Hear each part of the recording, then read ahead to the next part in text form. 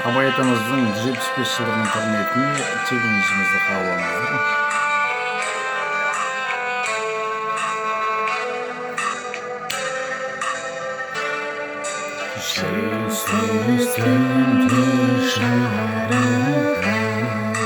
Сәулесі суда дірілдеп,